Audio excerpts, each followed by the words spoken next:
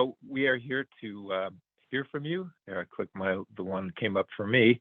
And so the way we're going to be doing that is gathering comments in the chat.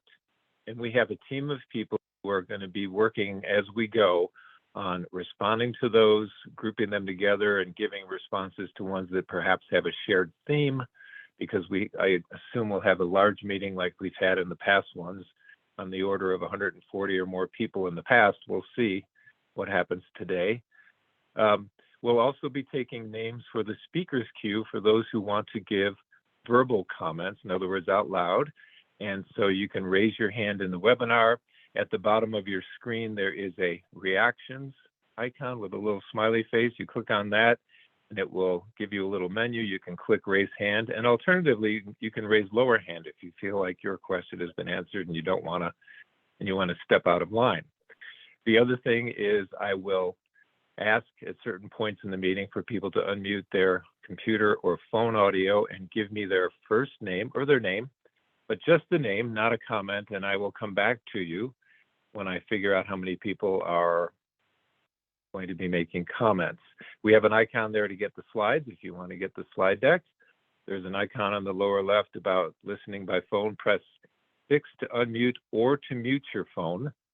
If we are hearing background noise in the webinar, we'll be going through the participants and seeing where that's coming from and making sure people are unmuted. If you want closed captioning, there's an option for that. And if you want to download the meeting information or access it during the meeting, it is there on the lower right. So next slide, please.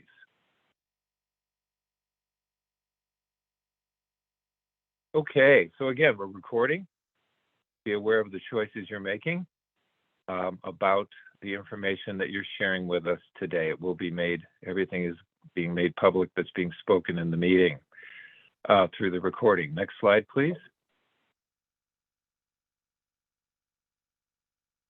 Okay, so now we're here to hear from you, either through chats or verbal comments, written comments. We have a specified amount of time to get through the agenda for questions and ideas after each rule topic. We're going to be taking comments again in the chat, through the speakers queue, raising your hand in the webinar. There will be times when I will have to call time. I am a servant of the agenda, and I'll be calling time, and I'll be saying we need to move on. That doesn't mean that we don't want any further comments or questions. You can put them in the chat. Okay, thank you all very much. Next slide, please. Okay, so given that we've had such large meetings, I'm going to say that we're going to have a 2-minute limit for comments. I'll be keeping time on that. I will be jumping in as needs be and giving people a 15-second or so, 20-second or so heads up that their time's coming to an end if that's where it's going. But please be aware of that, because we want to hear from as many people as we can. We're going to be adding all ideas to the listening logs. Again, use the chat if we run out of time. We do have a second log, which is issues for further discussion that we will be using as we have at previous meetings here. Next slide, please.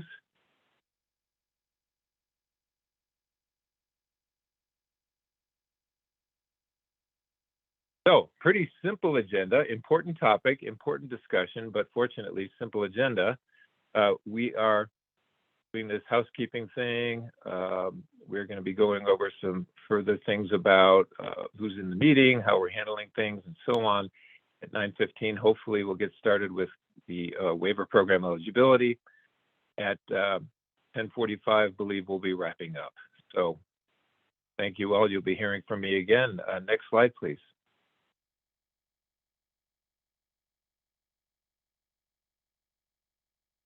I'm not sure if this is mine to read, but I will read it out loud. The purpose of the meeting is to share the draft rules for case management redesign and the restructure of other rules with you, the members and family members and other stakeholders, to gather your feedback. So this is a feedback meeting for sure. Next slide, please.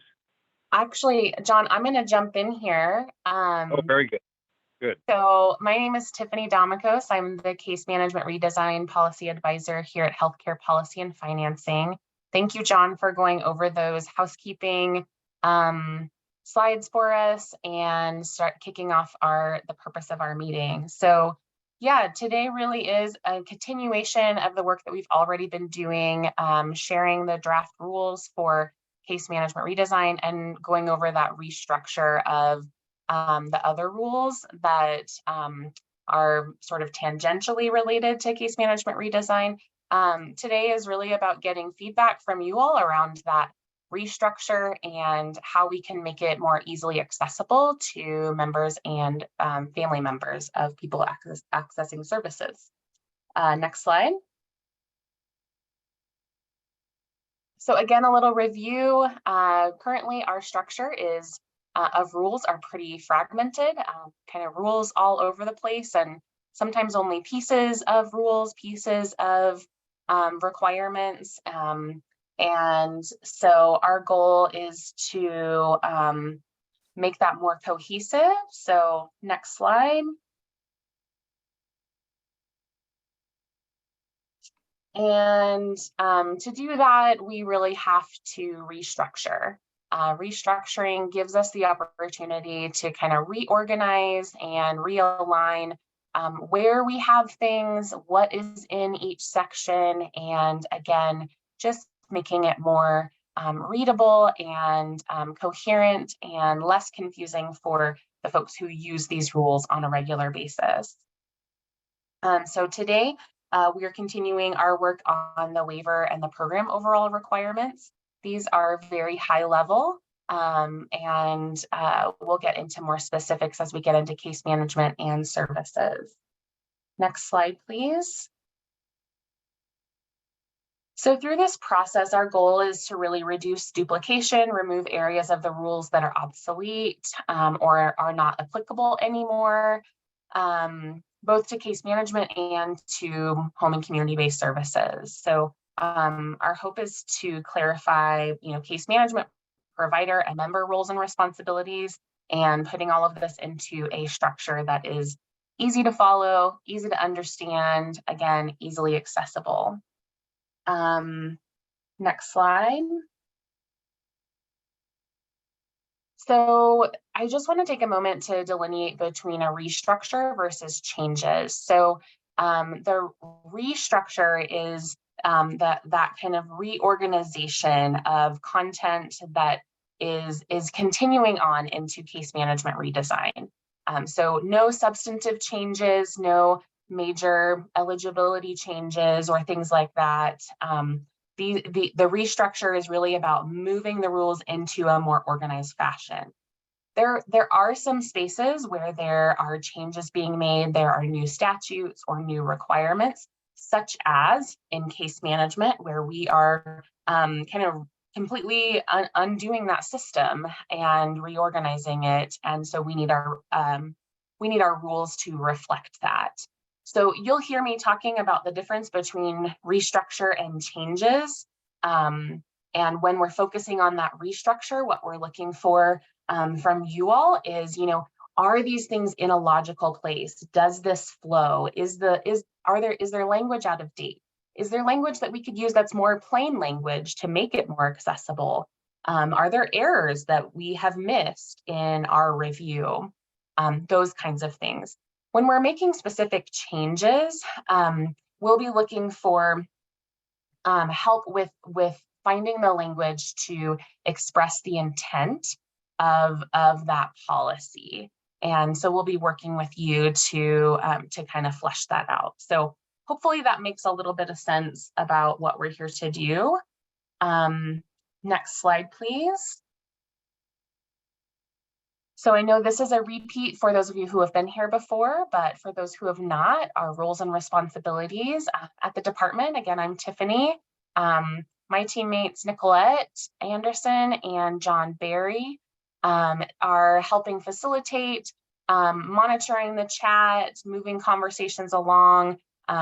Nicolette and I are helping support with walking through the rule structure and timekeeping and etc. Those kinds of things, more about the meeting structure.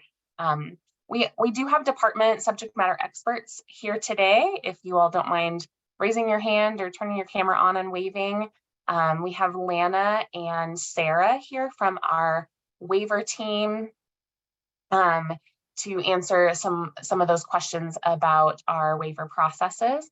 And then we have Kidron here from our case management team to help us with those operations. Helping with our kind of back end work is Steve Lutsky. He is from HCBS Strategies, and he is really keeping track of all of the wonderful ideas that you all have, all of the great feedback that we're getting on our listening log and issues for further discussion. He's helping support us with making sure we're following up and assisting. His team is assisting us with the kind of back end writing of the rules to prepare us for Medical Services Board when all of this is finished.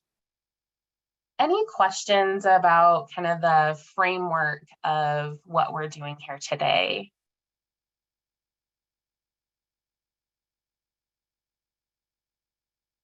Okay, seeing none, I will keep moving us forward then. So we'll go to the next slide. So today, again, we're continuing on with the waiver rules. I want to emphasize what you're going to see in those rules.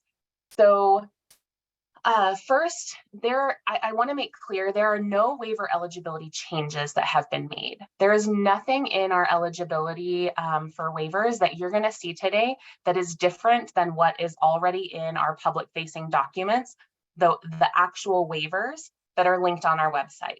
This eligibility criteria is approved by CMS and is not something that we are proposing to change right now. Again, this section of our rule discussion is really about that restructure and putting all of this information in one space in a format that hopefully is easily accessible to you all. You will no longer have to go find the waiver to figure out what that target criteria is and what is connected to that. So things that you're going to see today that we'll go over is you'll see three major headings. The first is the target population criteria, and this really is just the criteria for each waiver. Each waiver has a different criteria and again is approved by CMS.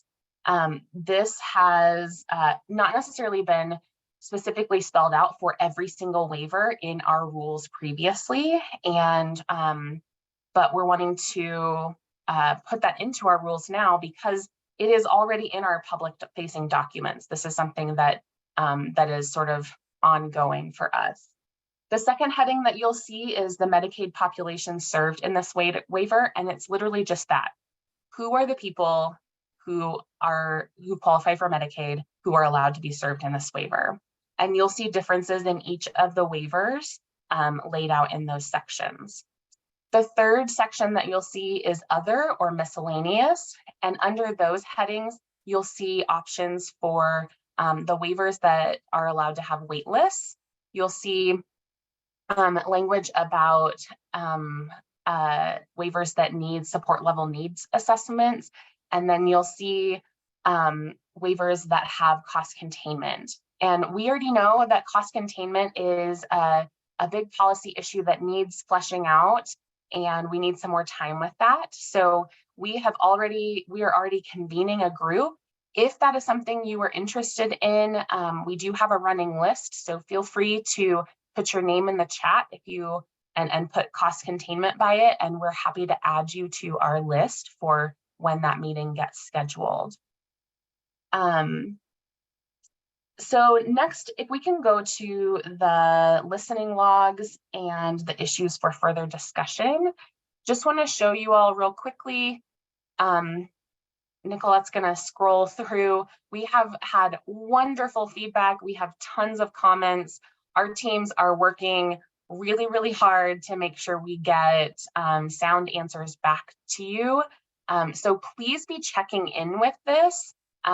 We'll also be in these meetings calling out when we have been able to accept something or not, when it's applicable. But please check on these. Please look into these and make sure that what is being written is what you wanted to communicate and that we logged that correctly. Yeah, any questions about those couple of things?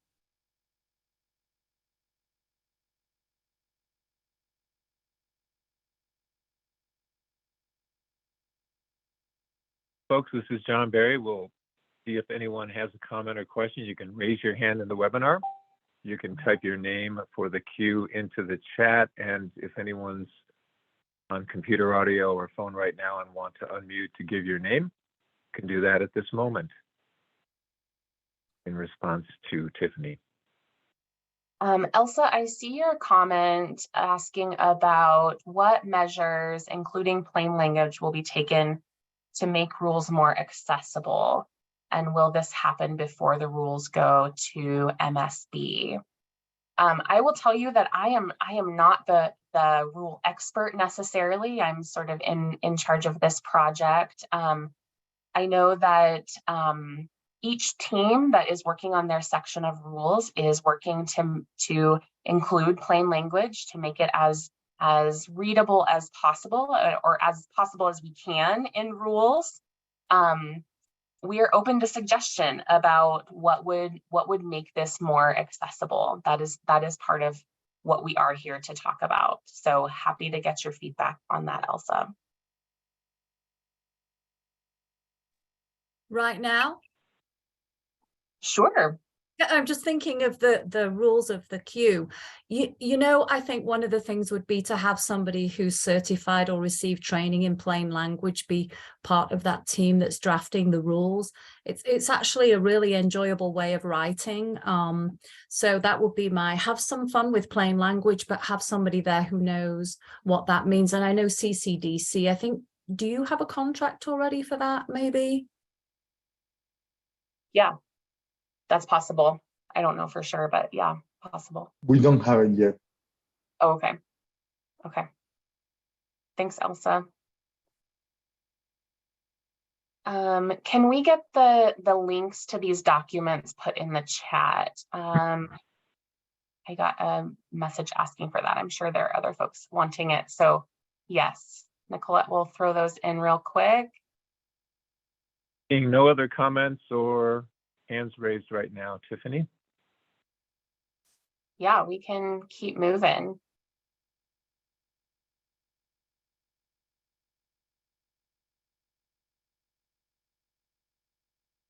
Great, thank you, Nicolette.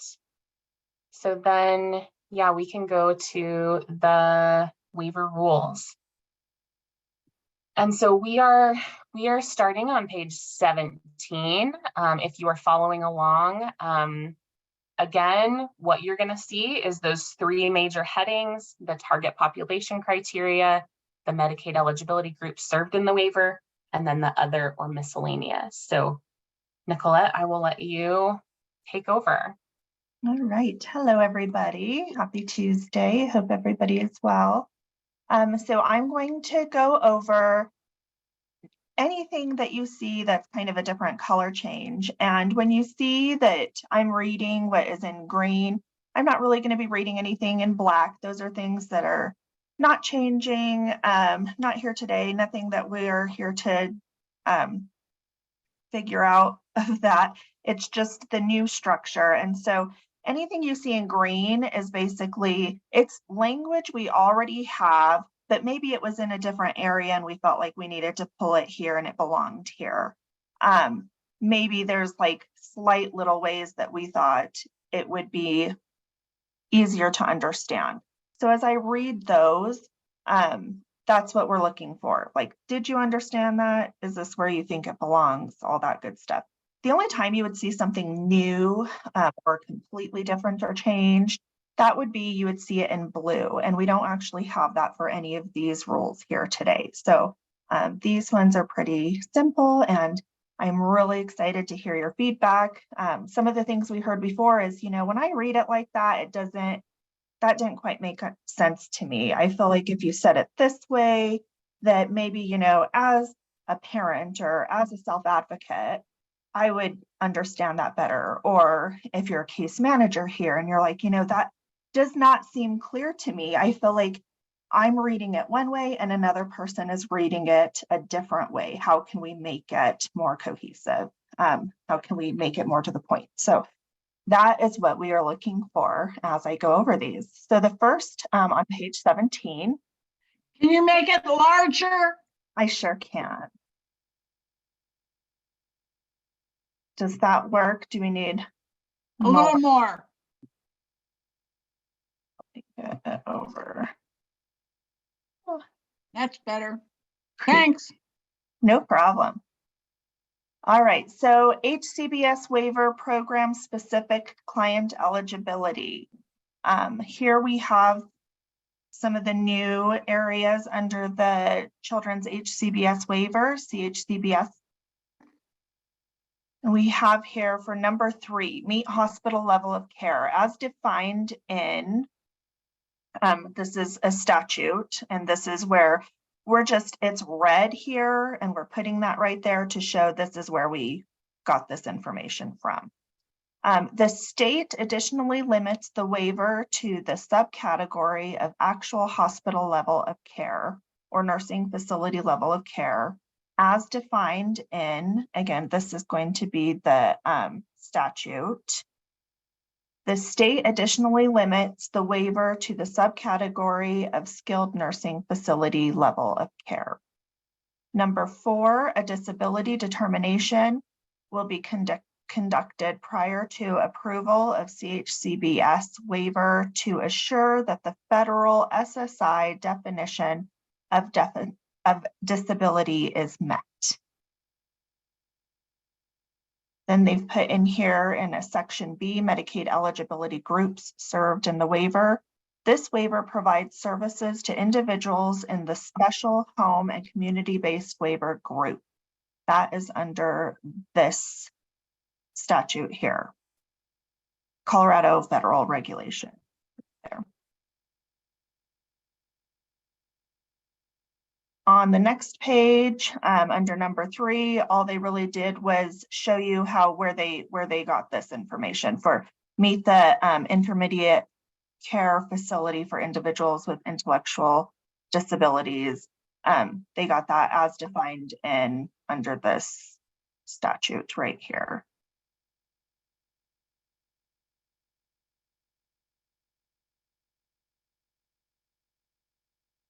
And then under section B, Medicaid eligibility groups served in the waiver. So here we will get into individuals who receive services in this waiver are eligible under the following eligibility groups contained in the state plan. 1, SSI recipients, and 2, optional state plan recipients. C, for other, 1 is the cost limit lower than institutional costs. The state refuses entrance to the waiver to any otherwise qualified individual when the state reasonably expects that the cost of home and community-based service furnished to that individual would exceed the following amount specified by the state that is less than the cost of level of care specified of the waiver. This waiver has a spending limitation. And again, this is something for policy-wise that is going to be discussed in a different group. But as long as if the language makes sense, that's what we would be looking for in this group. And then Nicola, let's pause there. Perfect. So John, do you want to take the speaker's cue? Sure, thank you. So folks, again, there's 3 ways that you can make comments right now. 1 in the chat. And again, we are monitoring the chat. Number 2, you can raise your hand in the webinar, again, at the bottom of the screen, reactions icon, and click from there. And the 3rd is to unmute your phone or computer audio right now and give me your name. Anyone for the queue? You have 2 hands raised. Thank you. We'll get to you.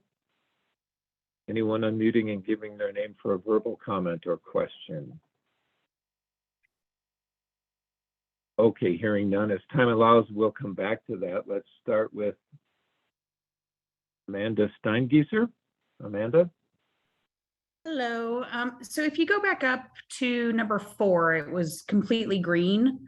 I'm sorry, I do better when I actually relook at what I'm talking about. Yes. So number 4, where it says disability determination, like by federal SSI definition, if you say disability determination, that can be confused with DD determination, and I want to make sure we're clarifying that in the language. Also where it says will be conducted prior to approval. Has that been discussed with the county departments and their world? Because my experience is unless they have a level of care that application's not going to be submitted. Great. I'm going to give that to our subject matter expert. Thank you. Do we have anybody here that's able to speak to that? Does that need to go? I also just wanted to call out that Jen McIntyre asked a similar question about clarifying which disability determination is being done, and so that it's not confused with the IDD determination. I don't know if somebody from our waiver team or Kidron, if you want to respond, or we can talk through that as a team and bring that back to the group. So Hi, this is Lana from the department. Oh, go ahead, Kidron. No, go ahead. You're good. Well, I think that I was going to give an answer that might not be particularly helpful. So if you can do better than me, I would certainly encourage you to do so. I think this would be a great one to take back to our eligibility team, just to ensure that we are accurately reflecting all eligibility categories and rule. That is very complex, and I certainly would want to make it as clear as possible with the correct subject matter experts. Yeah, thanks, Lana. I would like to. Hi, everybody. This is Kidron, and sorry, my voice is a little bit scratchy, so hopefully it's not too hard to hear me on your end. But I would like to just point out that this is something that we are currently working on with our eligibility team and our county relations team to make sure that we have a really good path forward for our systems that case managers use and the systems that the county technicians use for how they process those certifications. So when a case manager does the functional eligibility and it goes to the county team that does the financial eligibility, right now we have some problems with our systems talking together the way that we would like, and it has some limitations to how those things have to be processed one at a time. So this is something that we already have targeted as something that a work group is working on as diligently and quickly as we can. And then we'll be able to provide more information forthcoming to everyone. Again, for the purpose of the rules here today, we won't expect anything to specifically change in rule. It's all about that back part of the systems that are working together. We're hoping that work helps streamline that process on the back end. Okay, thank you, team. This is John. Go ahead, John. Sorry. Okay. Nope, thanks, everybody. So Nancy Vigil, you're up next. Thanks, Nancy. Thank you, John. Actually, my comment was going to be the same as Amanda's. However, also with that disability determination, I know what causes a lot of confusion for families is that the case management agency doesn't meet that requirement, that it's actually the county. And if these rules are for the families so that they can better understand, I was hoping you can include something to say done at the county level, because people do really get mixed up developmental disability determination and disability determination. Also, just looking at, I'm sorry, on page 17, under C, number 2, I wanted to point out that the waiting list, when I reviewed all the waiting list information, Some of them say the waiting list is maintained by the URC. Some say the waiting list is maintained by the department. CMHS doesn't have any waitlisting rules, so I'm assuming that's one of the waivers that can't have a waiting list. But I was hoping for consistency throughout the waiting list information, just because that will cause a lot of confusion for families too, if multiple wait lists are managed by multiple different organizations or people. Sure. Thanks for that, Nancy. We will do our best to make that as clear as possible. Tiffany, can I just interject really Go for it. quickly again?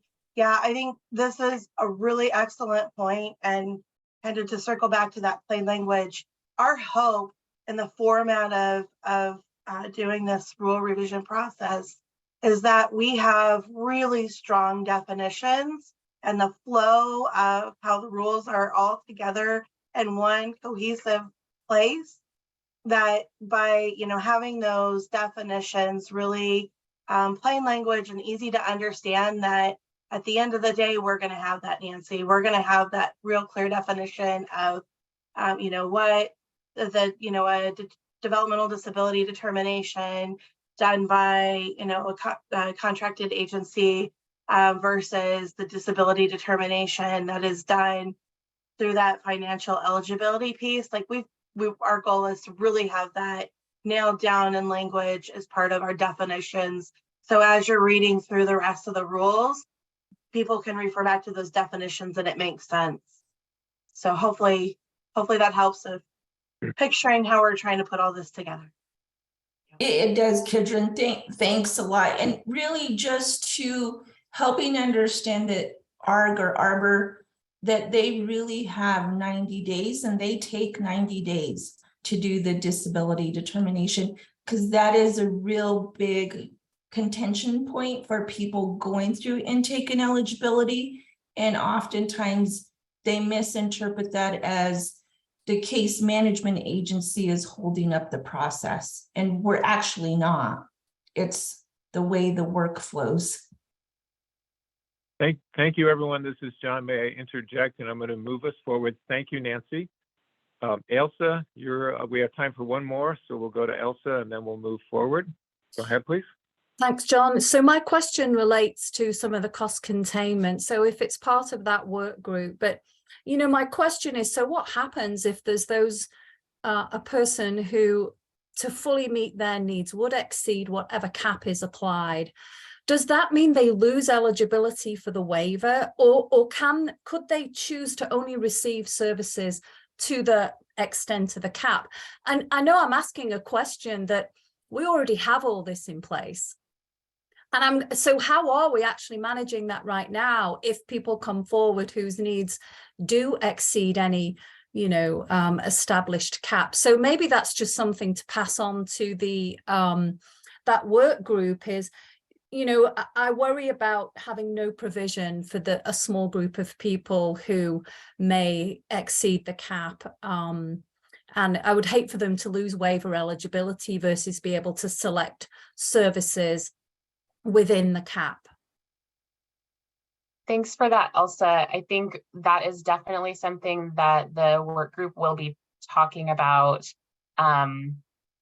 My understanding, I know I'm getting outside of our like rule structure right now and more into that operations, but that there are provisions for folks to be outside of that cap.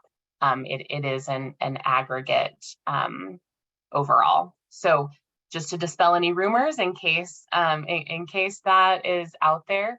But yes, this group, the cost containment group, will be getting more into the weeds of the operations of this and what that actually means on the ground. So thank you for that question. We will definitely document it for that group to address. So appreciate you. Thank you. And then I think we are moving right along. So Nicolette will start on page 19 with Children's Habilitation Residential Program Waiver.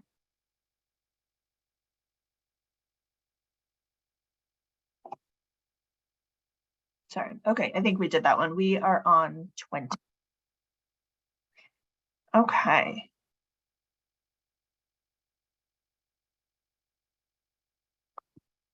My clicker is not wanting to play nice. There we go. Okay. So we are still though on that subject from 19, but on number 3, and it's still kind of part of that we were just talking about, the meet hospital level of care determination by the case manager using the department approved assessment tool as defined in statute. And B, medical eligibility groups served in the waiver. Individuals who receive services in the waiver are eligible under the following eligibility groups contained in the state plan.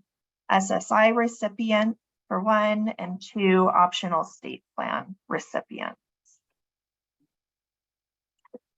And then under persons with brain injury waivers, we have for the targeted population criteria, an area that we added in under to be determined to have the brain injury that occurred prior to the individual 65th birthday is section A. The department defines brain injury as the injury to the brain of traumatic or acquired origin, which results in residual physical, cognitive, emotional, and behavioral difficulties of a non-progressive nature and is limited to the current internal classification of disease as detailed in section, and then we are going to add in that section and general definitions there. And then we've added in here number 3, meet hospital level of care as defined again in that statute.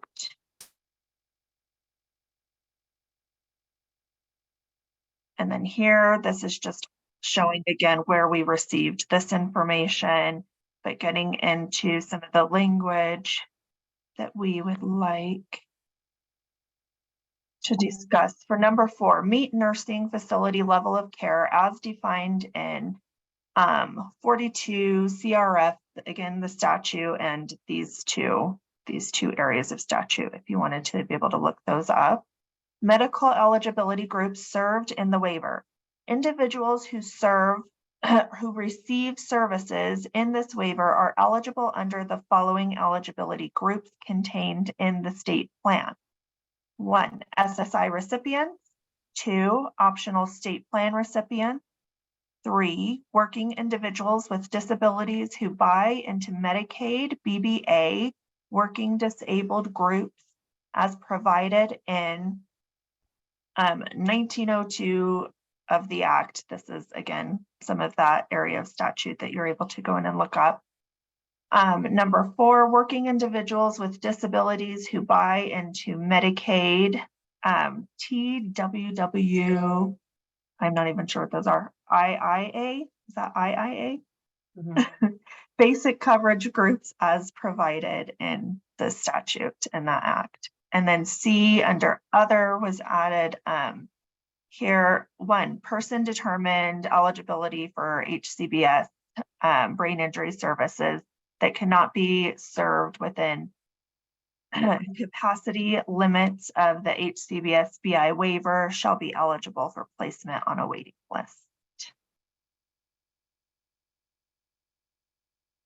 And then under that, number 2, meet nursing facility level of care is determined by the functional needs assessment as defined under those.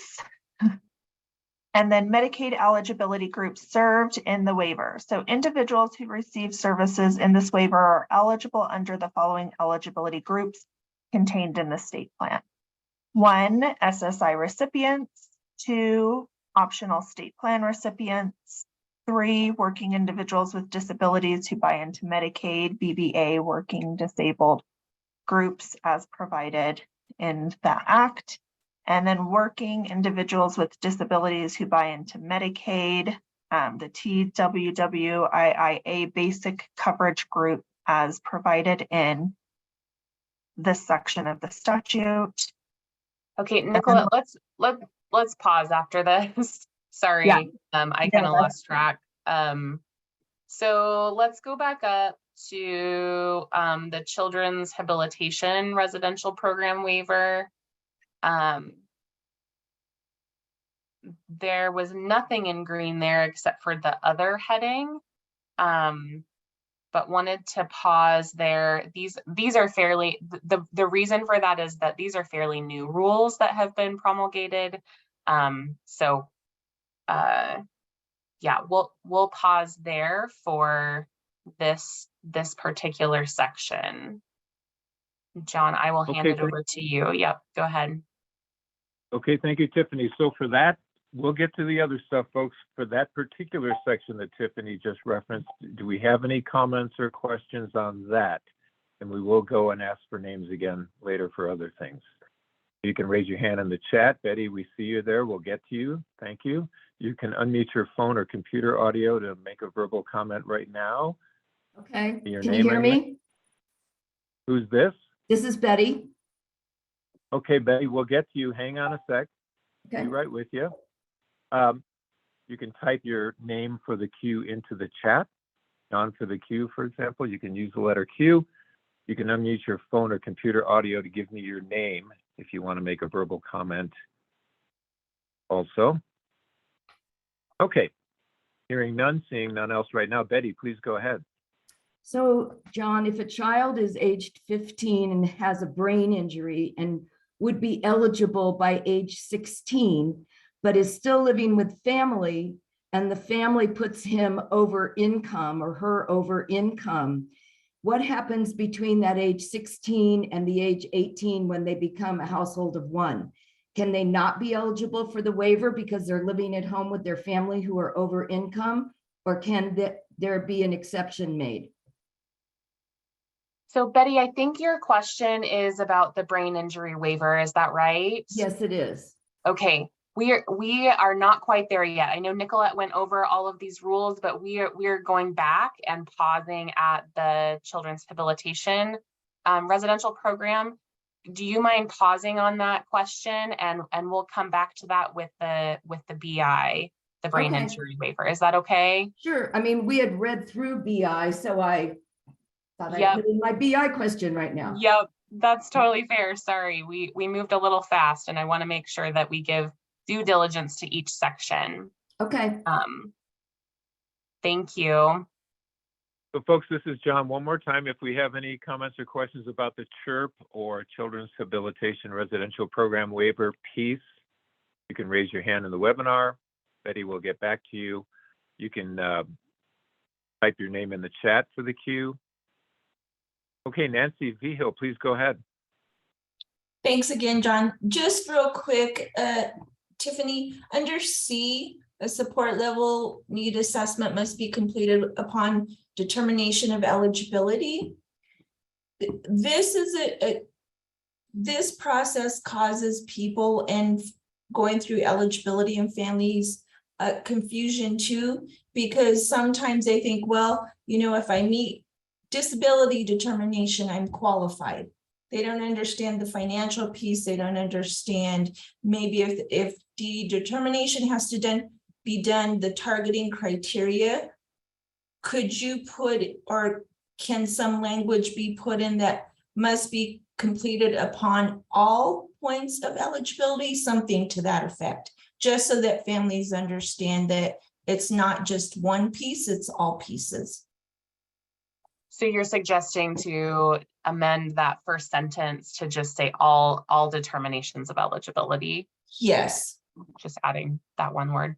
Yeah, we can definitely take that back to the team. I understand the confusion. I think that's a good call out too for the need for just materials out in the community about eligibility and that whole process, which is something that the department is collaborating with some advocacy agencies on. So I appreciate that call out. I think that's a really important thing for us to pay attention to. Thanks, Nancy.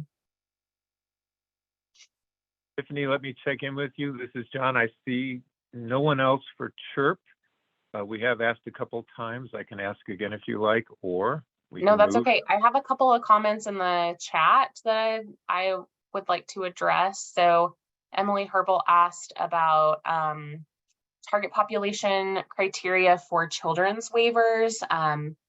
There's some inconsistency, and that is, and she's asking for, not sure if this can change, but it would make things simpler to understand if they were all the same. Kidron or Lana or Sarah, would you like to take that one? Yeah, this is Sarah. So you're right, Emily. They seem to all have different ages for people to age out. As you saw, the brain injury waiver also has 16 to, is their starting age. And so those are all the ages that we have approved federally. I'm not the person that gets to decide on changing kind of that age date, but I hear what you're saying, that it's very confusing. We can take that back to our teams and see if this is a possibility to change. And if I could ask, if this was a possibility again, what would the change be? Would it be to 18 across the board, through the age of 19? I don't know if you have any suggestions. This is Emily. Hi. Thank you, Sarah. I don't know exactly what it should be. I just know that it being different, like sometimes that 16 is adult, like for BI, sometimes 19, sometimes 21. And so just having a standardized definition of an adult waiver applies to people this age and above, children's waiver applies to people this age and below. My brain would say 21 because that's like, across a lot of different things, that is what qualifies as an adult. Also matches up with EPSDT. So that would be, just off the cuff, the most logical thing to me. But I think my question was just kind of, if we're revising and trying to simplify, felt worth asking the question. No, I appreciate you asking the question. Thank you so much. And I will definitely meet with our groups that, kind of help figure out this and see if that is an option. Thanks. Thanks, Emily. Thanks, Sarah. Okay, I think we'll move on to the next waiver, which is the children with life-limiting illness. That is page 20 if you're following along. Again, Nicolette went over this. The green pieces are adding the word meet under the target population criteria for hospital level of care. And then the letter B for adding the Medicaid eligibility groups served in the waiver. Any questions about children with life-limiting illness waiver? Thanks, Tiffany. So this is John again. Betty, I have your name number 1 for the BI area for the queue. In the meantime, for this waiver, if anyone wants to ask a question, make a comment, please raise your hand in the webinar. You can type your name into the chat or type your comment in the chat. You can also unmute your computer or phone audio right now. Give me your name. Anybody?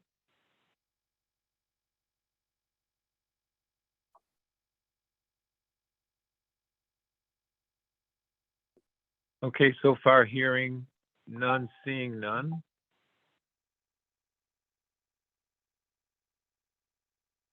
Okay. Well, then we will keep moving right along. We are moving to the brain injury waiver.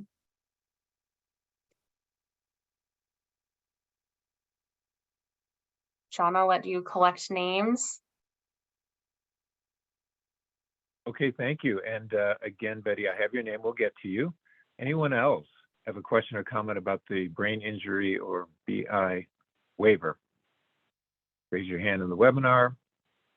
Type your name into the chat for the queue, or you can type your comment or question right in the chat.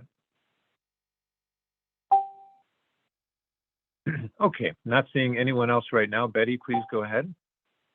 So if you have a child who is turning 16 years old and has a brain injury, but they're living at home, and they're not a household of one because they're not yet 18 years old, they're eligible for the brain injury in every way except for the financial, because they still live at home.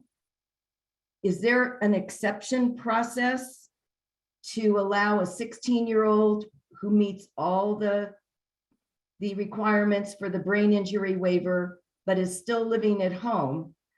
Is there any way they can access the waiver? When I say they're living at home, I mean that their parents' income is over the SSA level. Thanks for that, Betty. Kidron, did you want to take that one? Yeah, so thanks for that question, Betty. You know, it's always a little bit tricky when we talk about Medicaid eligibility specifically, but really what I would offer is that we have our case management team at the department that can, if you have a specific situation where there's an issue with Medicaid financial eligibility, we can get you to the right folks to ask that question. I responded to another question from Michelle about the Arbor and ARG disability determination timelines. That medicaid.eligibility@hccuff.state.co.us is an email that can get you directly to our Medicaid eligibility team. They are the policy experts for Medicaid eligibility. They would be able to specifically answer those questions about financial resources, et cetera, and you know, help guide folks to and families through the Medicaid eligibility process, potentially even a buy-in option. So there's lots of different options that we can't get into today, but that email is what I would suggest using as a resource. So that's sort of a non-answer, because I've had 2 cases like that, and those children were denied the brain injury waiver in any way. The parents were over income to buy in. So the situation is, you know, and eligibility just said, read the rules. If they don't meet the financial eligibility, no waiver for you. So I'm just pointing out that this can be very problematic when you allow a child at age 16 eligibility for the waiver, but they can't meet the financial criteria because they're living at home with family members who are over the financial limits as defined by the Social Security Administration, and 300% of that, then that child can't be served through the waiver or through Medicaid because they can't buy in, they can't get the waiver. I mean, sure. Thanks for that, Betty. And so I won't have an answer today because we don't have the folks on the call that has the subject matter expertise to be able to specifically answer that, but we can have that as a takeaway. Thank for you. sure. Thank you. It's important for us to, you know, hear those nuances and what your perspective is, that is a barrier. We don't have an answer today, but we'll take it back. Yep. And Betty, we do have that on the listening log. Thank you. Okay, thanks everybody. This is John Barry. We have run to time on this particular item. We will be moving forward with apologies to Amy. You can type your comment or question into the chat, Amy.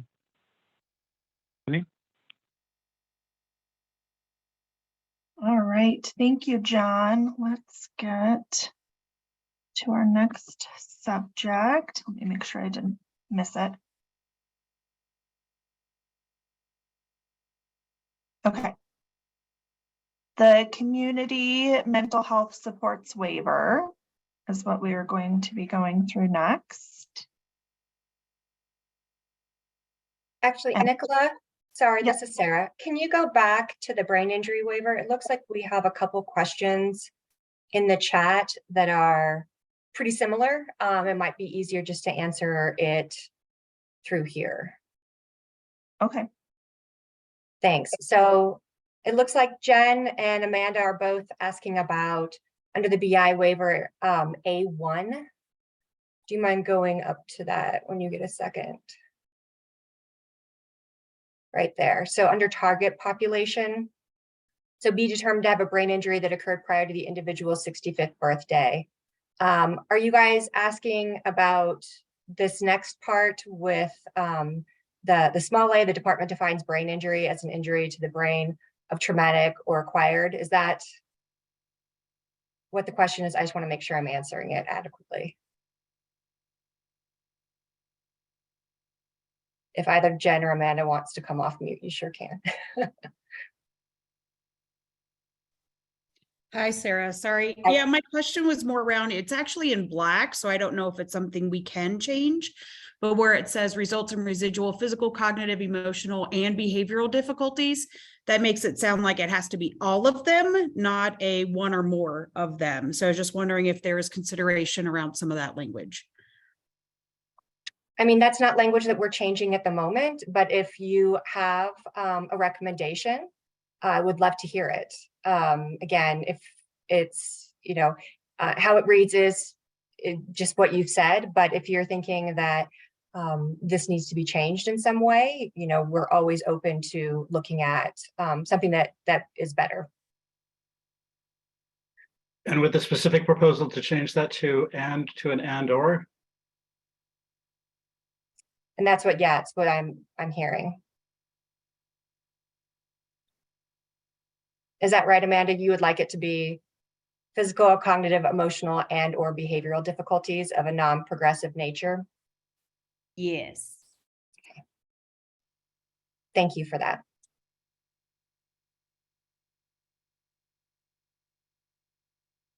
Okay, everyone. Thanks, team. Folks, this is John Barry. We're going to back up to Amy Becerra, cover that before we move too far forward. You did raise your hand, Amy, in the webinar, and are you still with us? Yeah, I am. I was just typing it into the chat as well. I just wanted a point of clarification to Betty's question. So Kidron, I realize that we don't have the financial criteria, but where does that determination made to count the family's income or not? Does that start with eligibility or within the waiver application itself?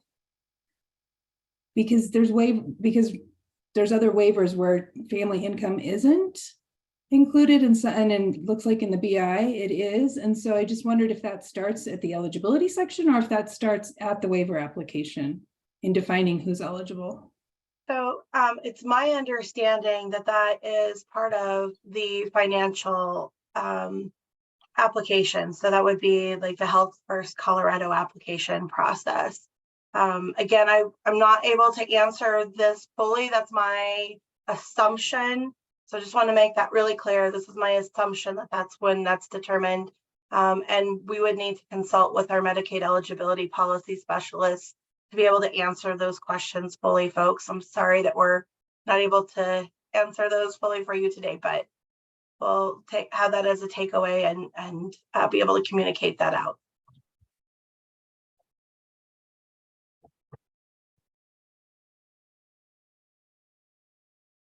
Okay, thank you, Amy. And we are working on an acronym question, folks. So in case you're thinking we didn't see that, we're working on it. I think that takes us back to where we were, Tiffany. Nothing else in the webinar. Hands up. Any comments or questions in the chat? Anything? All right. Then let's go ahead. Let me get back to, sorry. Community mental health supports waiver is the next one that we are on. And then we would go down, we've added in number 2, meet nursing facility level of care as determined by the functional needs assessment as defined under the statute. Medicaid eligibility groups served in the waiver. Individuals who receive services in this waiver are eligible under the following eligibility groups contained in the state plan. 1, SSI recipients. 2, optional state plan recipients. 3, working individuals with disabilities who buy into Medicaid, BBA working disabled group as provided in the statute, and working individuals with disabilities who buy into Medicaid, the TWWIIA basic coverage group as provided in that act. And then that is it for that one. And then we get into the elderly, blind, and disabled waiver. Did we want to pause there? I mean, it was a short one, I know, but anything for community mental health? Mhm. So folks, we have a call for questions and comments. Nancy, I see your name in the webinar. We'll get to you. Anyone else, you can, again, raise your hand in the webinar like Nancy did. You can type your name into the chat to be entered into the queue. You can unmute your phone or computer audio right now and give me your name. Be entered. Anyone? Okay, hearing none, seeing nothing else in the chat. Nancy, please go ahead, then Randy will get to you. Just quick clarification again on this section. So this is one of the waivers that is not allowed to be waitlisted because there's no information in this specific section about waitlist. This is Sarah. That's correct. There isn't a wait list for the community mental health supports waiver. But there won't be any language should we meet federal capacity? Is that what you're saying? There is no, and Atlanta, you can jump in if I'm mistaken, but this waiver, this is one of the waivers, you're right, that will not have a wait list, that we're able to kind of go over, let's say maybe a soft cap, as you will. So this will not have a wait list. So the language for wait list should not be in this section. Okay, thank you, Sarah. Yeah, yeah. Lana, did I get that right? Do you want to jump in if I made a mistake? Nope, I think you have it right, Sarah. I was having to fact check our waiver portal myself, so I'm glad that you knew the answer. Okay, thanks, team. Randy, please go ahead. Hi, thank you. So I'm a parent, I'm a family member, and I'm also a person with autism. And I just want to call attention because I'm seeing a trend here with all of these. Obviously, my brain process is a bit different than most people. This B section, Medicaid eligibility groups served in the waiver. I just want to call attention to the fact that, like, whoa, it took me several times of going through this to kind of connect that. I don't know if it's the verbiage being used, but it's a little confusing, I think, to the layperson. So I just want to call attention to that. As a family member, I would be like, well, what does all of this mean? Like, what's an optional state plan recipient? And I think the other ones I think are referencing buy-in, but I think that's what it's referencing, and that's what most families know it termed as. So I just want to call attention to that. A little confusing, took me a minute to catch on. Maybe better verbiage would be helpful. Andy, thank you so much. That's actually really, really good feedback. I agree. It is confusing. We used, kind of that federal language, which could be better if we said Medicaid buy-in for individuals over 65 or Medicaid buy-in for individuals under 65, to maybe have a more plain language definition of like the optional, state plan beneficiary.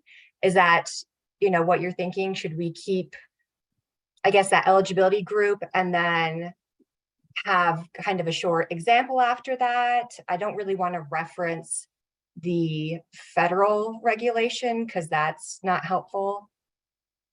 Yeah, honestly, I think your idea of having an example would be very helpful for those that may not have as much knowledge about, regs and everything. And even being someone that does like to read that for fun, I still was kind of lost reading that, to be honest. So any examples I think would be helpful. Okay, great. Thank you so much for that. I appreciate it.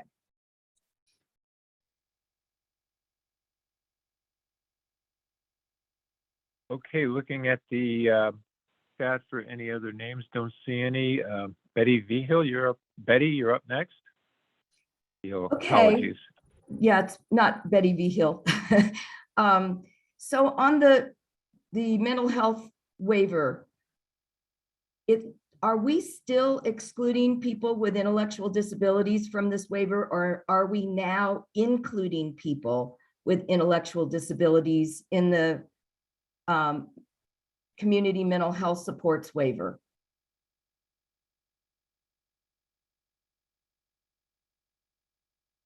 Sorry, Betty, do you mind repeating that? I don't mind. Thank you. Are we in the community mental health supports waiver? Are we including or are we excluding people with intellectual disabilities? So go ahead. Thanks, Kendra. And I was going to say, Sure. Kendra might be able to answer that better. Yeah. Thanks for that question, Betty. There is nothing that says that people with intellectual developmental disabilities are excluded from the BI waiver. There's the target criteria. Not the BI waiver. I'm talking about the community mental health supports waiver. Okay, my apologies. So I can repeat that. Are we including people with intellectual disabilities in the community mental health supports waiver, or are we excluding people with intellectual disabilities from the community mental health supports waiver? Thanks for that question, Betty. So let's have that as a takeaway, because I'm not familiar with anyone ever being excluded from that waiver if they have an intellectual developmental disability. Well, it used to specifically say they were excluded. Right, and I don't know that that is current, is what I'm saying. So we would need to have that as a takeaway for today.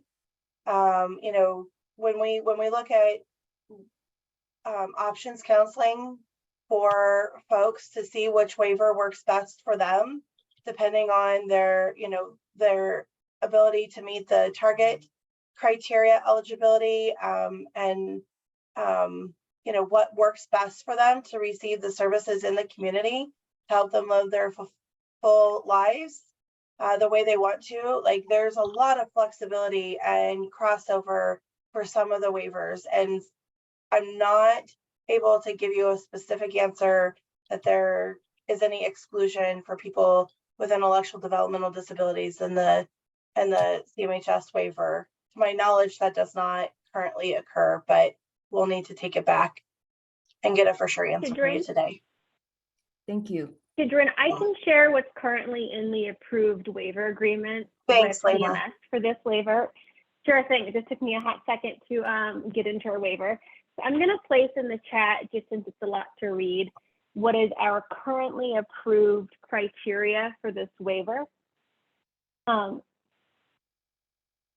And I'll read it out loud too. So this waiver is available to individuals experiencing a severe and persistent mental health need who require long-term support at the level typically provided in a nursing facility. A person experiencing a severe and persistent mental health need is defined as someone who is 18 years of age or older, currently or at any time during the past year leading up to the assessment has a diagnosed mental, behavioral, or emotional disorder of sufficient duration to meet diagnostic criteria specified within the current version of the Diagnostic and Statistical Manual of Mental Disorders. That is what we currently have approved through our waiver agreements, and we are not changing this definition as part of this rule restructure and rule rewrite. So Lana, just to reiterate, that does not appear to exclude people with IDD from that waiver, that they should be able to qualify if they meet the mental health criteria. Correct. So look at your website, because it used to say it specifically excluded that. Please. Certainly, Betty. Okay. Thank you. Thank you. Okay, thanks, folks. This is John again. So Jen Oakes, we will go to you. Thank you, Jen. Thank you, John. I have two questions. One is simple. What does URC stand for? And the second question is under Medicaid eligibility groups in the waiver. What's the difference between 3 and 4? And what does CWIIA mean?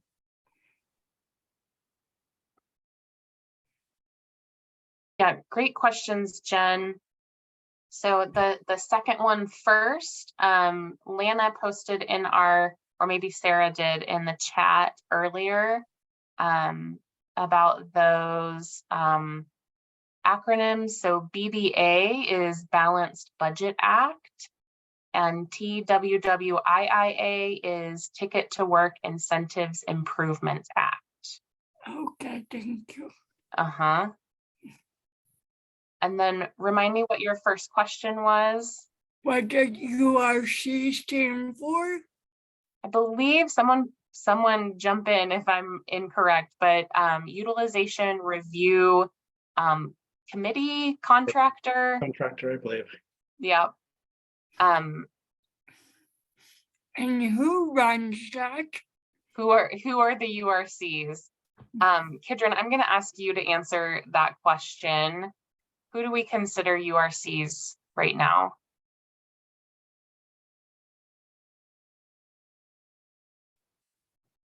She's still on. Yeah, I'm still here. Sorry, but I did not hear the question because I was typing an answer. My apologies. That's Can okay. you repeat the question? Yeah, the question is, who are our current URCs?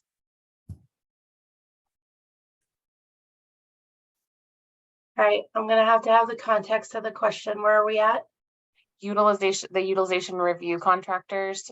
Okay, so right now, for utilization management, utilization review, we have a contract with Telegen. And are they like run by the government or what? They're an independent contracted agency, Jen.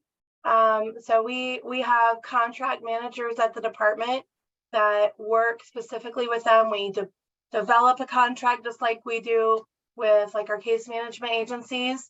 They operationalize that, and then we monitor and review the work that they do to make sure that they're applying decisions based on the department rules. All right, thank you. You're most welcome. Sorry for the delay in understanding what your question was. That's okay. Okay, thanks. Thanks, everyone. So next up is Rendy. Please go ahead. Thank you. And I think that was a great example of why maybe the acronym or the initialism shouldn't be used in the document. Maybe that could be actually spelled out, so that way everyone knows what URC stands for. The other ones are just really long, so I don't know what you all do there. I just wanted to circle back to the other person's question where they brought up the mental health waiver and whether it was accessible to those with IDD.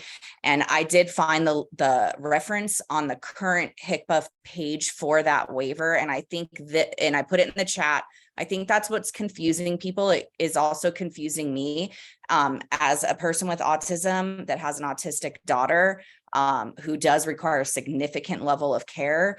I always assumed based on that language that she would not qualify for this waiver because she has autism, which is seen as a developmental disability, but it is also a diagnosed mental health disorder. So there's a lot of confusion, I think, within the community. And so I just wanted to piggyback on what that other person shared, that if there's a way HCBF could maybe clarify that piece for the community, I think it would be helpful. Hi, Randy, this is Sarah again. Agree. I think that language in the rules, and it is in the draft rules, I see it on the top of page 22. What I think we were trying, or the rules were trying to do previously, since it is still from the previous rules, is that a severe and persistent mental health need does not include, you know, if you have intellectual developmental disorder, that is not a severe and persistent mental illness. However, you can have both. We know lots of people have co-occurring diagnoses. So if you have a diagnosis on, in the DSM, and you have a developmental disability, you could qualify for this waiver. You would get to kind of choose which waiver program best meets your needs. Looking at the services, hey, CMHS is much, has other things that maybe this other waiver program doesn't. So this is the one I choose. We just can't have people on more than one waiver at a time. And the targeting criteria is for, is that specific criteria. But I think that second kind of paragraph with what a severe persistent mental health need, 1 and 2, we could clarify that in a different way because it doesn't read very well. Thank you. I do think that would be helpful, even if it's just to train CMAs that is an option, right, for individuals that do have other mental health diagnoses as well. And one thing that might be useful here is because the volume of the diagnostic and statistical manual of mental health disorders is very, very large, and it's continually updated. I think that we are on version 5 now, and in version 5, I believe there were some changes to autism and some other related diagnoses. So I would recommend that if there is a particular diagnosis that you are curious about, we can look into it, or you can look into it in this manual just to see if anything has changed. And we will certainly look at the public-facing website to make sure it aligns with kind of current publishment of these codes.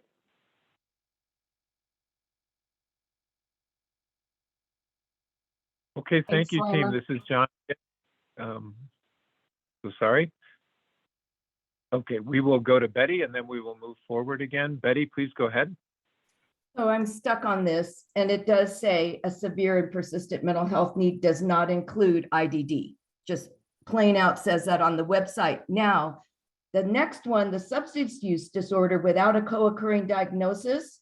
So if you change the first bullet to intellectual or developmental disorders that without a co-occurring diagnosis of severe and persistent, that might be helpful because what the case management is looking at that and saying, you have IDD, you are clearly not eligible for this waiver, period. So if a person has autism, IDD, and severe depression, they're not eligible for this waiver according to case management because of this language. So this is really important that you get this language changed, because it can be that their severe depression is more disabling to them than their IDD problems. And they can't get served through the IDD waivers because they don't have the resources. This might be the best waiver for them, but it's not a choice because of this language. Betty, thank you so much. I agree wholeheartedly. Adding that language that's in number 2, substance use disorder, would be really helpful and would hopefully clarify that you can have both. Thank you. Thank you. All right. Thank you, everyone. We really appreciate your input and your feedback. This is super helpful. We'll move on to the elderly, blind, and disabled waiver. Nicolette? Perfect, thank you. All right, and yes, may I also just call out that this is brilliant feedback and so helpful for us to be able to, I just love the engagement that's going on, and I love all of the ideas and all of the feedback that you're giving us. I think it's really important and smart. So next we are on the elderly, blind, and disabled waiver, otherwise known as HCBS EBD. And you can see in here, we've added in under the targeted population criteria, number 2, minimum and maximum age for individuals served in each subgroup. A, age be 65 years of age or older. B, physically disabled or blind. be 18 to 64 years of age. Those participants who are physically disabled who reach the age of 65 automatically get transferred to the aged subgroup with no break in service. And or C, HIV/AIDS be 18 years of age or older. And then we have two number twos. Meet nursing facility level of care defined in statute and according to section 8.401, and this is of the rule. That's where they received that information from. And B, under Medicaid eligibility groups served in the waiver, individuals who receive services in this waiver are eligible under the following eligibility groups contained in the state plan. Let's get down there. 1, SSI recipients. 2, optional state plan recipients. 3, working individuals with disabilities who buy into Medicaid, one of those brilliant areas that we can maybe make more plain language. 4, working individuals with disabilities who buy into Medicaid TWWIIA basic coverage group as provided in statute. And then under C, other, number 1 is HCBS EBD clients that enter a nursing facility or hospital may not receive HCBS EBD waiver services while admitted to the nursing facility or hospital. HCBS EBD clients admitted to a nursing facility or hospital for 30 consecutive days or longer shall be discontinued from the HCBS EBD program. And B, HCBS EBD clients entering a nursing facility for respite care as an HCBS EBD service shall not be discontinued from the HCBS EBD program. And that we can take some questions on our elderly, blind, disabled waiver. Okay, thanks, Nicolette. Again, this is John. So if you have a question or comment about this section, please raise your hand on the webinar or type your name in the chat for the queue. Or you can unmute your phone or computer right now and give me your name for the queue as well.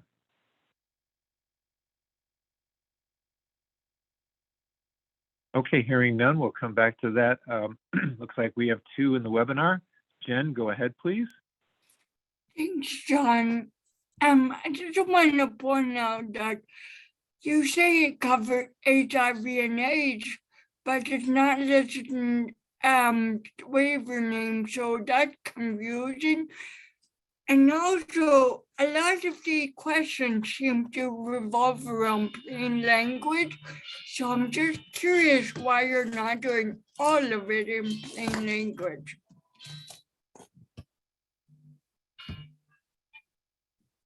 Thanks for that, Jen. We will be reviewing all of this in for plain language and working with folks who are trained in that to help us with all of this. So that is part of this work. And I heard your question about confusion about the HIV/AIDS being included in that target criteria. Yeah, that is from this waiver being combined with the persons living with AIDS waiver through waiver simplification. So yeah, we can talk with the team about how we can get that word out or include it in the name somehow. Thank you for that feedback. Yeah, thanks, Stephanie. Yeah, thanks, Jen. Thanks. Nancy, you're up next. Please go ahead. I have a couple of comments. So, and I might be getting ahead of myself on 2B, but is the age subgroup part of the EBD waiver, and will that be included in rules specifically around the EBD waiver? Because that is new language I've never heard of before.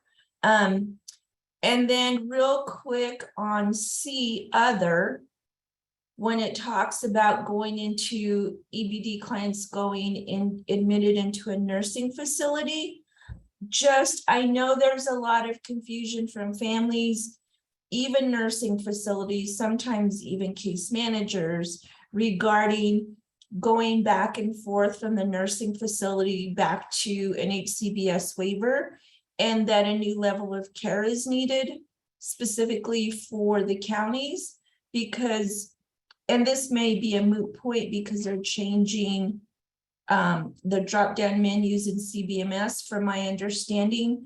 So I guess I'm just wanting to clarify that a new level of care won't be needed to be sent to the county regarding back and forth from HCBS to nursing facilities or vice versa.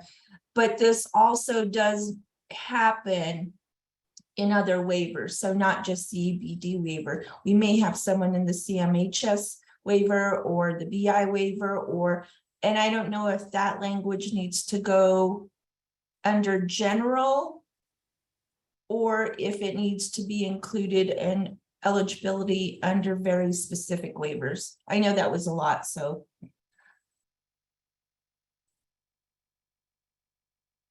So I can answer your first question, comment about the EBD waiver, and actually let me go up. I'll look on mine. The physically disabled or blind, 18 to 64.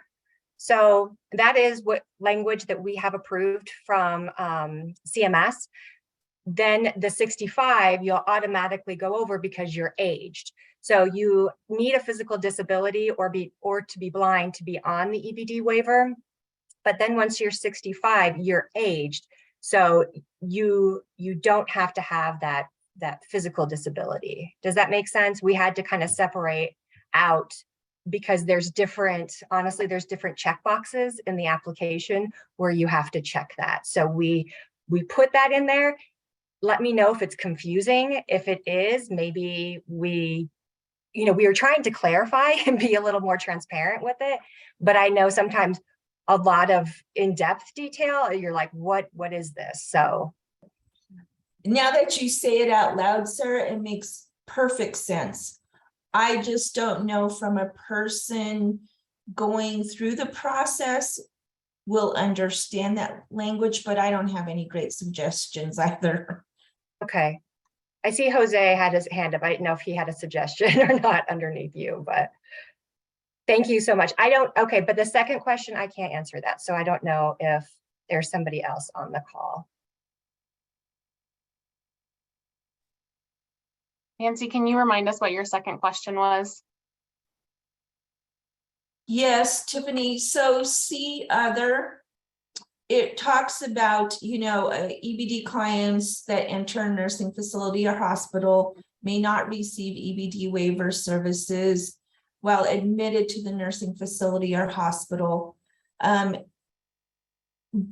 I know there's a lot of confusion from all stakeholders, specifically around when someone is transferred to a nursing facility who's currently in another waiver, because people forget that a new level of care needs to be done so that the county can switch the waiver from an HCBS waiver to nursing facility or vice versa. So is that all going away and that we don't need a new level of care because in CBMS they're programming the drop-down menus to be very generic and not waiver specific? Yep. The operations are not going away. Remember, this is just the waiver criteria. We'll get into the operations of what that looks like at a case management level in the case management rules. So this is just calling out that criteria and kind of the boundaries around the waiver. But when it comes to what actually needs to happen on the ground, that will be in our case management rules. Gotcha. So just one other comment though, Tiffany. So see other doesn't only happen in the EBD waiver. Sometimes it happens in SLS, CME. So I don't know if this needs to be included in other waivers as well. Thank you for that. Yeah, we'll, the team will confer on that and how to make that maybe more generalized to waivers in general going into the nursing facility. I see Sarah nodding her head. So thanks for that, Nancy. Thank you, Nancy. You're welcome. Thanks, everybody. It's John again. We will go to Jose, and then we will be moving forward. Jose, please go ahead. Thanks. Thank you, John. So I will start vice versa. Nancy, you are right. That language needs to be generalized for all waivers because that happens in many waivers. Maybe not all, but many. And second, I wanted to comment to something that Lana Eggers from HCBS, I think she is from HCBS, said in the chat, and we have gone back and forth about this with the department. It's when you guys disclose in the beginning of a meeting that these meetings are being recorded, it's obvious and evident, and it is a legal binding contract. When someone says, I accept, they are accepting that their PHI, if they choose to share it, will be shared publicly. So I don't see why making the statement that a chat that contains a PHI will not be saved or shared. I get maybe for legal reasons you need to delete that section particularly, and that may be okay, but I don't see why making that statement. It makes no sense. If you ask Kevin Williams, he'll tell you as a lawyer that has practiced law for 32 years or more and has never lost a case, even against police departments in the state of Colorado, that when you say, I accept that this meeting is being recorded, I'm legally bounding accepting that any information shared in public in that meeting, whether it's verbally or in the chat, I'm accepting that it will be published. Jose, I appreciate that feedback. This is something that our leadership at the Office of Community Living is working on, our policy on posting chats. That has not been our current practice. And so that was where that came from.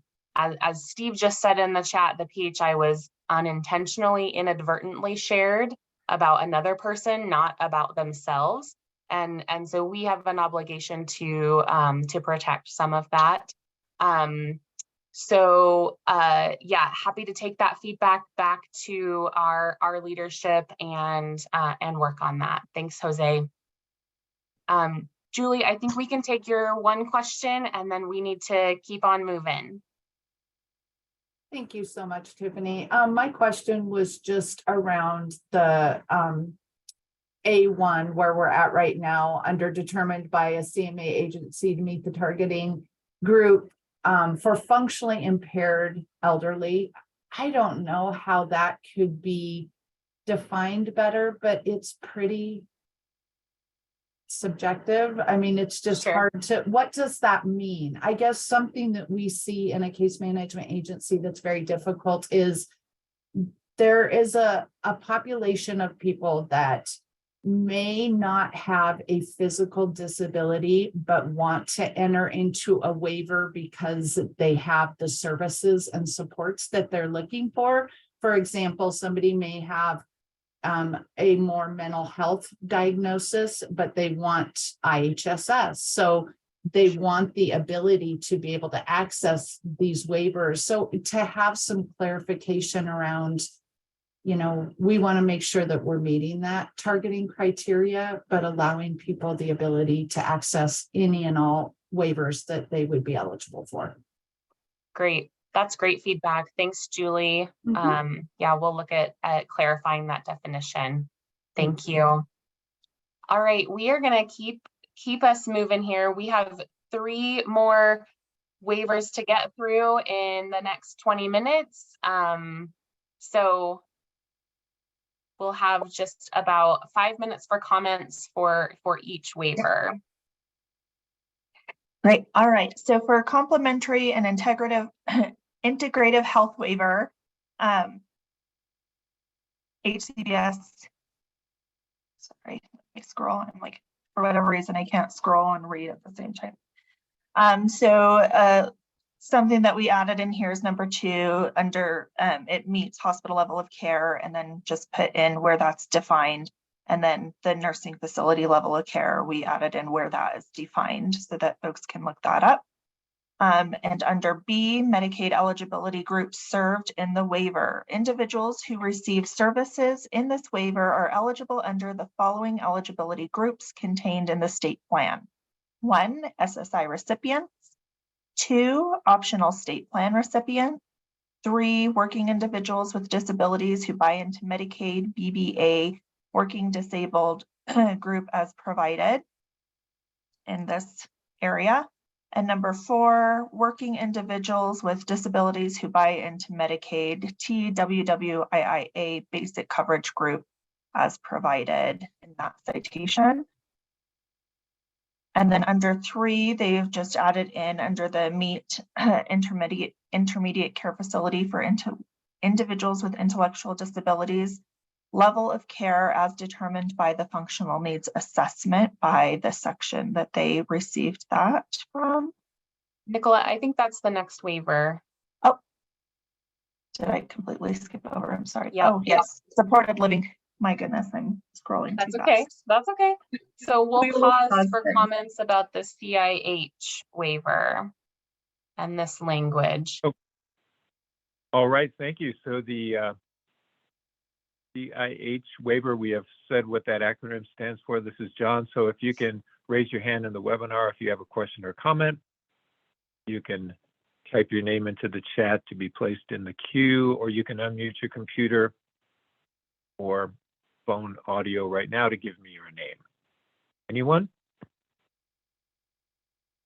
And by the way, it's complementary and integrative health waiver. CIH. Anyone?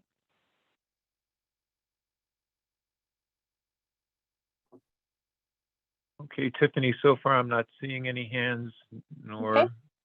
Sounds good. Then we will keep on rolling to the supported living services waiver. All right, so under the supported living services waiver, HCBS SLS waiver, they've added in here under number 3, meet the intermediate care facility for individuals with intellectual disabilities, ICF/IID, level of care as determined by the functional needs assessment by section 8.404.1 of the rule. Medicaid eligibility groups served in the waiver. Individuals who receive services in this waiver are eligible under the following eligibility groups contained in the state plan. 1, SSI recipients. 2, optional state plan recipients. 3, working individuals with disabilities who buy into Medicaid, BBA, working disabled group as provided. 1902. Number 4, working individuals with disabilities who buy into Medicaid, TWWIA, basic coverage group as provided in this statute 1902. And that is it for that waiver. Do we have any questions regarding this waiver? Okay, so again, you can raise your hand in the webinar. You can type your name into the chat. Unmute your computer or phone audio right now to give me your name. See a couple of hands in the webinar. We'll get to you. Thank you. Okay, no names in the chat. Amanda, let's start with you. Thank you.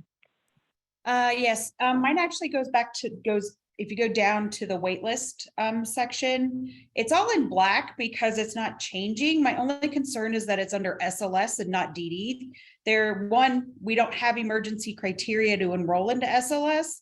So I don't know if it's just in the wrong spot or if that's something new, because that was not historically a thing under the SLS waiver once they removed the wait list several years ago. Go down a little more.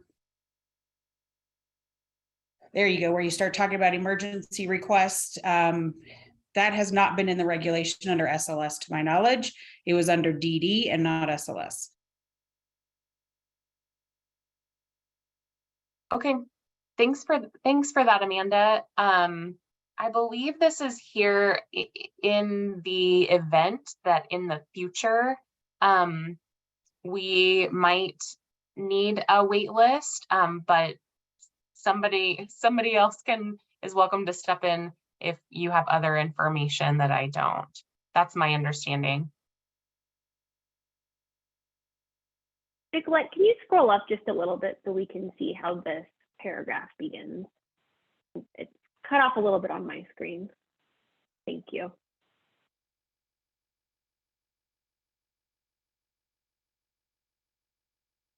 I think you are correct, Tiffany. This is similar to how we've outlined potential wait lists and all of our waivers. We just have a little bit more detail on SLS because at one point we did utilize this, but this does not indicate that we currently have a wait list. We'll look at this language to see if anything needs to be updated though. Thanks, Amanda. Thanks, Lana. Okay, thanks. This is John again. So Nancy, you're up next. Thank you. Yep. I was actually going to point out what Amanda pointed out, but also I know this is not a change per se in rule, but if you go back to 5C, I know currently this causes a lot of confusion for people, but where it says a living arrangement of no more than 3 persons living in the HCBS SLS residing in one household, unless they are all members of the same family. But I know we get a lot of questions about, well, what if we have 2 people in SLS, 3 in CHIRP, 1 in EBD, or some combination of all. So if there is a way to clarify that specific 5C and a living arrangement of no more than 3 persons receiving an HCBS waiver, or whatever the intent is there, to clarify, because that causes mass confusion.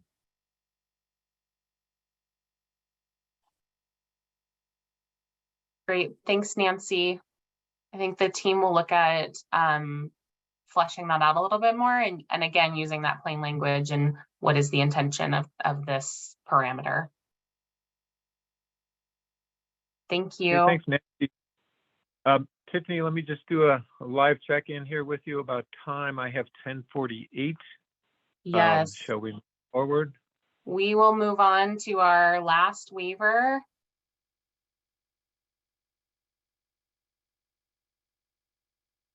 I wanted to ask one thing for Jose. You had a comment in there about people being referred automatically to buy-in if they don't meet the financial eligibility component within that. Would you want that to be in the listing log to be as a recommendation about that, something like about that could be added to the rules? Yes, Steve, that's a good, I mean, it is supposed to happen automatically, but in some cases it does not. And we always work on those issues. But I guess for some waivers, because right now we still have the different age groups for different waivers, it's tricky, and I'm not sure what the workaround is. I know there is one, but I'm not sure what it is. And I know that Julie Riskin and CCDC has been working at the legislative level to change that so that it's a universal age for all waivers, but I'm not sure where we stand there or if I'm mistaken there. Okay. Great, I've got it on the listing log. All right, so in our last waiver here, the Developmental Disabilities Waiver, HCBS DD Waiver, eligibility. We're going to go down where it shows here where we just added in number 4 from section 8.404. And then here it shows we've just kind of let everybody know where we were also got this language from, section 8.500.7. And then here for our changes, section B, Medicaid eligibility groups served in the waiver. Individuals who receive services in this waiver are eligible under the following eligibility groups contained in the state plan. 1, SSI recipients. 2, optional state plan recipients.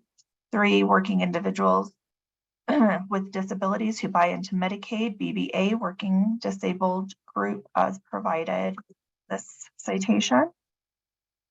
Working individuals with the disabilities who buy into Medicaid, TWWIIA basic coverage group as provided in this citation. And then under C other, the client shall maintain eligibility by meeting the criteria as set forth under this section that will be added in here for the HCBS waiver, general client eligibility requirements. And then under number 2, just another one where we are going to reference where that section comes from. And we have reached the end of our waiver and eligibility rules with this amazing group. So do we have questions regarding the HCBS DD waiver? Hey, folks, this is John. If you have a question or comment, raise your hand in the webinar. Jen will get to you. Thank you. Nancy as well. You can type your name in the chat. You can unmute your computer or phone audio right now to give me your name.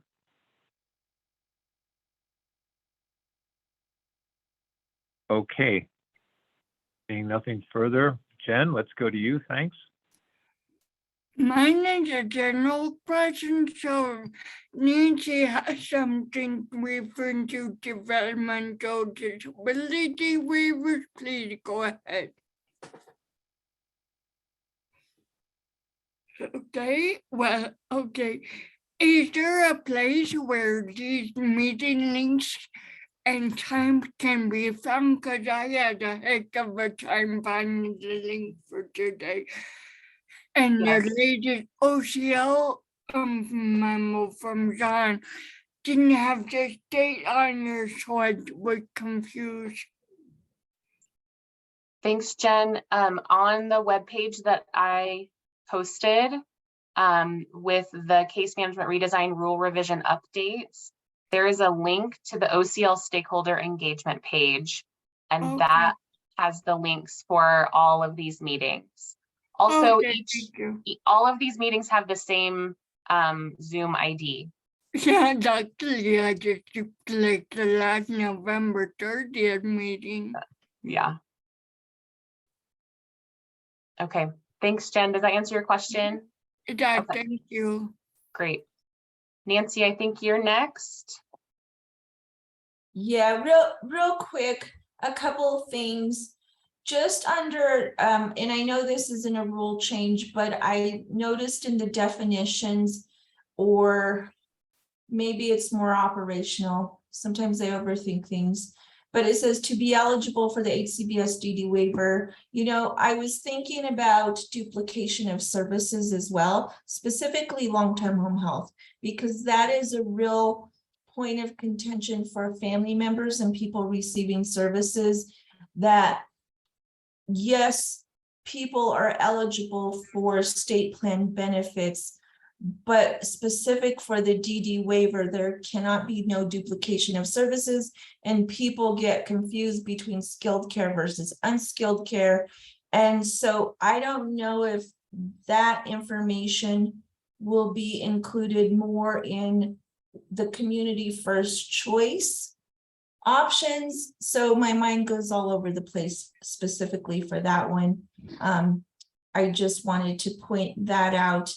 And then also, if you go down to the wait list information, where 6A defines an emergency for a person in the DD waiver, could it not, so that it's consistent between both the SLS and the DD waiver, could they not be the same definition or rule so that there's no confusion? Well, for SLS, this is what defines an emergency, but under the DD waiver, it's someone who is experiencing a crisis, which are two very different things.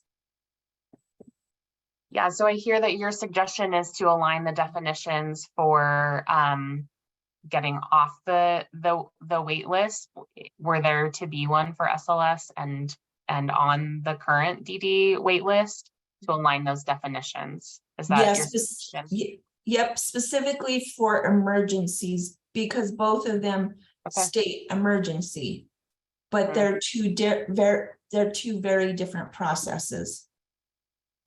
Okay. Yeah. And Nancy, on your first question, I just wanted to clarify that, so I'm capturing it right for the listening log. Is it more your question about asking the rules to provide some clarity about duplication of services, and like when, especially for long-term health, that is duplicating some of the waiver services? Yes.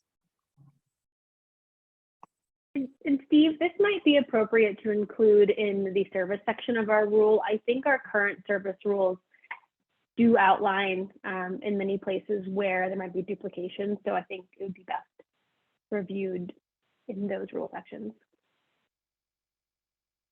Okay, thank you, Lana. Yeah, I just wasn't sure where it was going to land. So.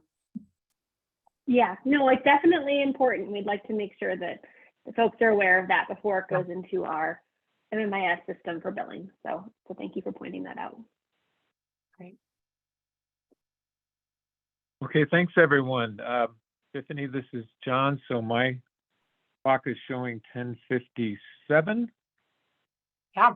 And yeah, so we will go ahead and wrap up. Thank you all again so much for all of your comments, your questions, your input. This is really, really helpful. We are at the end of our waiver rules. Please check back on our website for updates for the rules that we'll be reviewing in January for case management. That will be next on deck, and there will be a lot for us to dig into, it sounds like. So feel free to put those on your calendar. Nicola, if we can just review real quick the listening log from today, and just show folks that Steve has been updating that as we've been talking. This is live on our website right now. You can go and see all of these updates. It is, we are past, I would guess, past the 100 point at this point. So these are still from 11/22. So keep scrolling to our 12/6.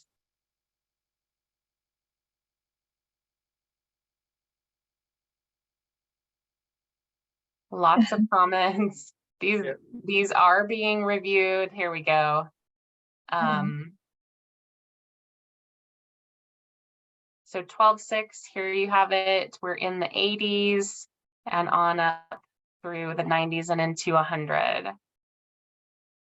And then I would like to remind everybody too, when you go into the Case Management Redesign, the website, under the rules that Tiffany had put in the chat, these listening logs and stakeholder issues are listed under the listening log document. And our meetings, they are going to actually, I'm going to be changing some dates in there today. So I would say, can you refer to these after the end of the week to have our updated list of dates to reconvene on these rules before you put these in your calendar? Yeah, fair enough. Thanks for the amendment, Nicolette. We are not going to be meeting in 2 weeks due to the holiday. So please do check that website later this week or early next week for those dates in January. And that takes us to 11 o'clock. Please feel free to email, reach out if you have other comments or questions as you think about all of these rules. We're happy to continue to take information back to our teams. So thank you all for being here. We will see you all soon.